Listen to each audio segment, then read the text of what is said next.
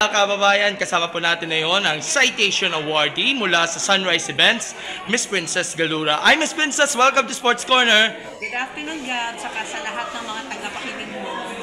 Ma'am Princess, you will receive the Citation Award from the All Women in Sports Awards. Kamusta ang feeling na makatanggap ka ng award being one of our executives na makatanggap ng award po?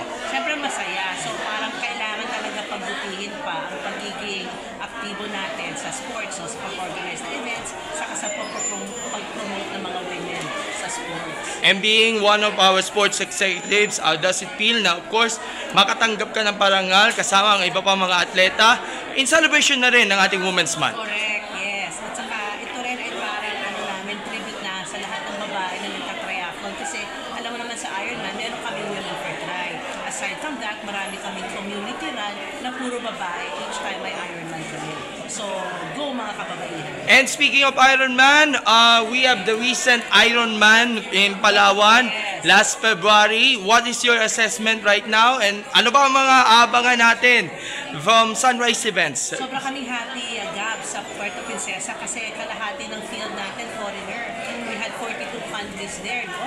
And alam natin na pagkatapos sila kumarera, pumunta sila sa iba't ibang lugar sa Puerto Princesa at sa Palawan. So talagang nabuboost natin ang tourism each time may palaro tayo.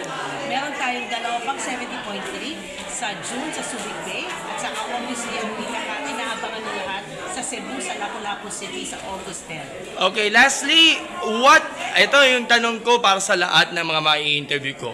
What defines you as a sportswoman?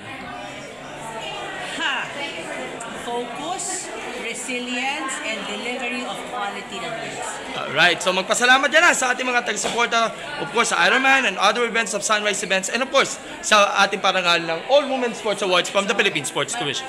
Maraming salamat kay Chairman Vicky Bachman, saka kay Commissioner Bong Puno, at saka sa lahat ng mga nag-nominate, sa mga selection committee. Pagbubutihan pa natin ang ating role sa sports ng mga kababaihan. Thank you, Gab. Alright, thank you so much, Ma'am Princess. Enjoy the awards and congratulations. Galing na.